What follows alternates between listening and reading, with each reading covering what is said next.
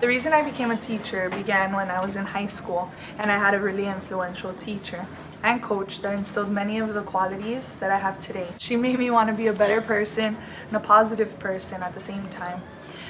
Every day I work towards making and instilling these qualities into my students so that they're respectful and positive adults.